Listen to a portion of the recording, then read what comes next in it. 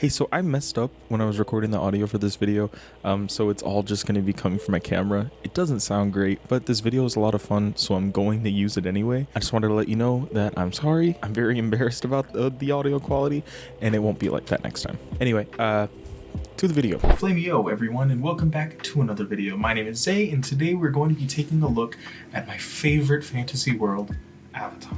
Like the blue people? Shut up. Don't you ever say that here. So I thought something fun that we could do is to rank all the sub-bending techniques. Now these are going to be all the official canon ones that they released in that poster a while back. Was it a poster? Should be a poster. So it's going to be missing out on some stuff that I actually think is pretty cool, like firebenders apparently being able to bend heat, like we see Fire Lord Sozin do when he's trying to save Avatar Roku, or trying to save Avatar Roku, or like crystal bending that we get to see in some of the comics and even the show. Boomy does it actually. And also stuff as simple as, like, you know, water bending phase shifts. They do ice bending and steam bending and snow bending and stuff like that. So that's cutting out a bunch of that stuff and only focusing on like these major bits of it. And what we're left with is 3 sub-bending types per element. And I think I thought of a fun way to do this. If you look here, I have 3 rows. The first one is hell yeah. And then the second, okay, nice. And then the third just says D. That's not supposed to say that. The third is supposed to say, eh. So we got hell yeah. And then, okay, nice. And then, eh. Okay, and I thought this would be fun. There's 3 bars and 12. 11. What can I use for 12? Ow. 12 different sub-bending techniques. So I want to make it so that you can only put 3 in each row, which is going to be really tough. So there's going to be 3 at the top, 3 in the middle, 3 in the bottom, and we're going to find out which ones I apparently love and which ones I don't really like. Let's get to it. Okay, so we're starting with a big one. Okay, this is most people's like favorite sub-bending type, blood bending. While I think it's very powerful, I don't think that blood bending is that cool or useful. There's kind of this weird thing that happens in the Avatar fandom where people that are really into bloodbending think that like it's unbeatable, like it's your freaking ace in the hole, nobody can take it from you. You know, like you pull this out, you win. You can freaking kill the Avatar and all of his next lives and the past ones. I think the smartest bit of bloodbending that we see comes in 2 parts. One comes from Hama, where she bloodbends people in order to then lock them up. It's not used to kill anyone. It's like to incapacitate them, right? We'll get them stuck so they can't move, they can't fight against you, and then she locks them up, right?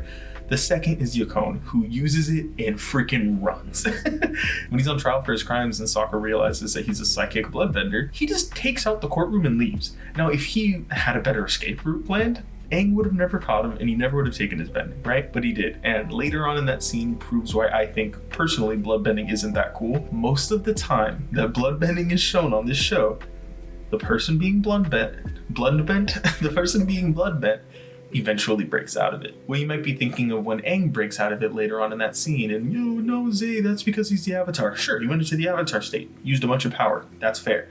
Korra does the same thing. She's also an Avatar. We shouldn't push it. Katara does it when she's like 14.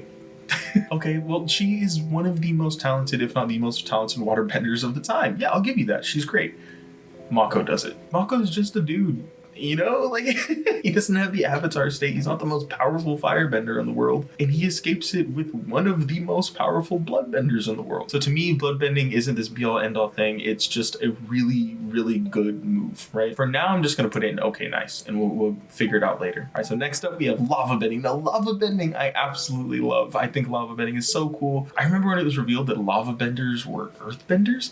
And oh my God, thinking like, that's crazy, but then realizing like, yeah, it makes sense. Waterbenders can, you know, shift phases and control temperature. Of course, earthbenders would be able to do that too. And I feel like they took it in such a cool direction, and I love that. The style's completely different. It's almost like if you mixed earth and water bending, like it really merges the two. So I'm gonna put it on hell yeah. Okay, so the next one we have combustion bending. Combustion bending is just like blood bending in my eyes. It's exactly the same thing where people think it's like this ultimate technique, ultimate badass, blah, blah, blah.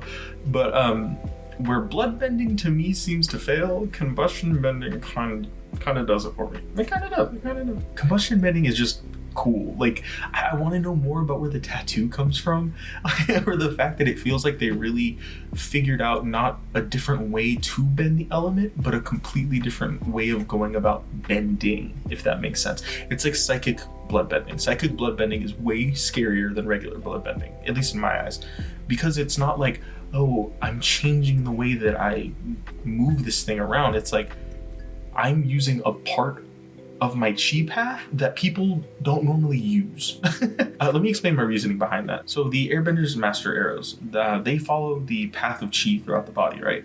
So it goes out through the legs, out through the arms, and over to the head. So feasibly, when somebody's bending and they're using their arms, their chi is coming out of their arms. And this is, if you haven't heard anything about that, that can sound crazy, but Mike and Brian, the creators, if you listen to the Avatar Braving the Elements podcast, where they talk about creating the universe, they talk about how they see somebody's strength in bending almost like a sound wave coming out from them. Like, imagine if you were standing in a warehouse and somebody is able to see your sound waves.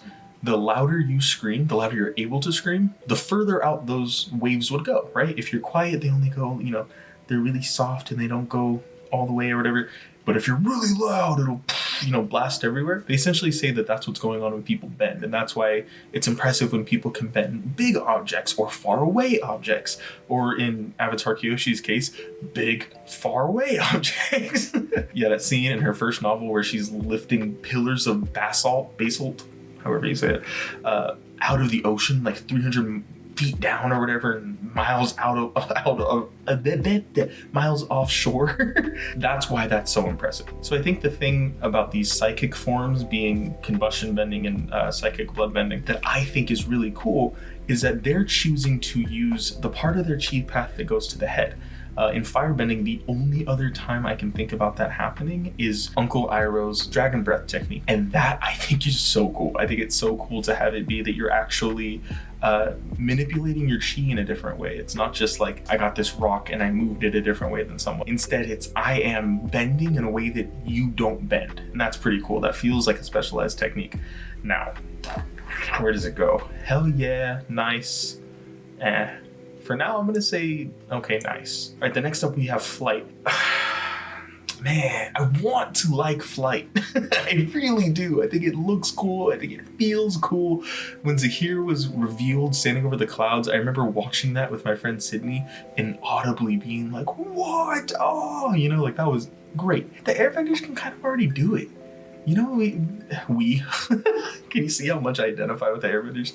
Calling myself we. Airbenders have glider staffs. Like, that's already a thing. Firebenders even do it. Like, we see people shooting flames out of their hands and stuff and, like, flying around. Like, yeah, it's cool that it's unassisted, but I don't know how much it needed to be, So as much as I like it and I want air to be, in the top ones, I'm going to put it in eh. All right, next up we have healing. Healing is by far, I would say, the most... Let me look through.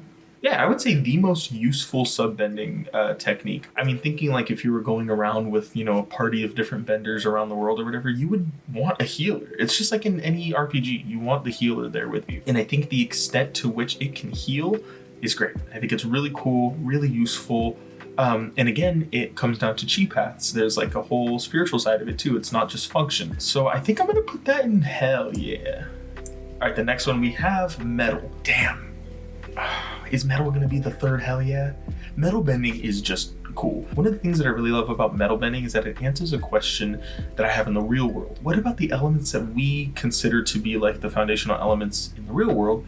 How do they translate to Avatar, right? And a lot of cultures just have water, earth, fire, air. Some other cultures have water, earth, fire, air, metal, and wood. And I think that this is the best answer to that because I don't think that metal is its own element, I think it makes more sense to be part of earth. So conceptually, metal bending is one of my favorites because it just puts things in nice boxes. It fits real good. But I don't think it's actually the third hell yeah because it's like really cool, but man, it doesn't get me as excited as when I see like lava bending, I'm gonna put in okay nice for now. Man, when we get down to it and we have to put these in order, I'm gonna be hurt. All right, so the next one is lightning bending.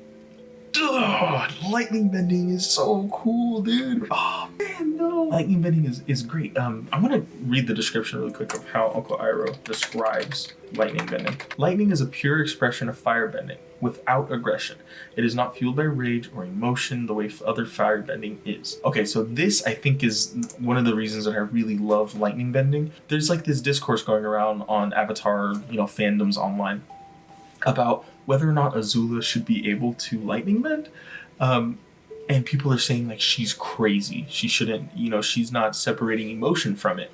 How is she able to do this? And I think that this is the difference though, is that it's not about emotion. Literally, he says it is not fueled by rage or emotion the way other firebending is. He describes it as a pure expression of firebending, right? I think the reason she's able to lightning bend is because she's able to separate from that. She is freaking tunnel vision. She can separate her feelings from what she does, in the same way that another really well-known lightning bender does, Mako.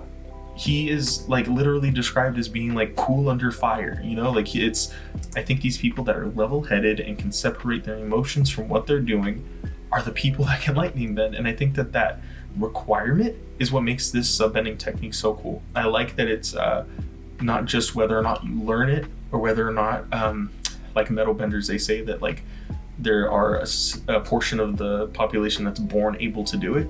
With this, it's like you need to get your head in order. There's like this crazy. The episode that this quote is from is called "Bitter Work." There's some bitter work that has to go into being able to do this, and I think that makes it really cool. I like having like a threshold, a barrier of entry. I think for now I'm gonna put it in hell yeah. We might rearrange it later. All right, so coming up next is spirit projection. This is I think one of the newest expressions of like a subbending thing for air.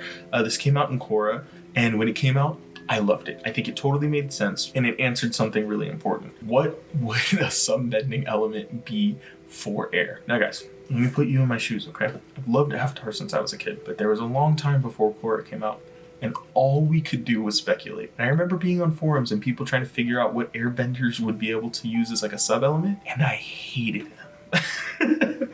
And it didn't feel like it made sense. People would talk about sound bending, which like, yeah, we see that in the show when, when Aang like sneezes or uses a trumpet or something, but it's implied that he's like using airbending to do that, Or people would talk about light bending. Like, airbenders would somehow be able to control light. Like, is the implication that they're like changing what's in the air to refract different? Like, it doesn't make sense. But spiritual projection totally hit the nail on the head. There are two main parts about air nomad culture, right? There's the bending and there's the spirituality. And where something like flight that we just saw answers the question about like their relationship to their element, spiritual projection answers the question, or follows the same line as their spiritual practices, right? And I think that's genius. I mean, really, sit there and try to come up with what an air nomad subbending technique would be, and spiritual projection has to be it, right? So I want to give it like a hell yeah. For what it did to the, for the fandom, but I almost want to put it in okay, nice. I can't because it's filled up. Oh, we can do 4 in each one. Okay, got it. I'm putting spiritual projection back into hell yeah for now then. All right, so the next one we have is spirit bending. I think spirit bending was a really cool addition into what was pretty widely considered a very weak season. Book 2's fine. It's fine. You can separate it a little bit. You know what? No, I want to touch on something really quick.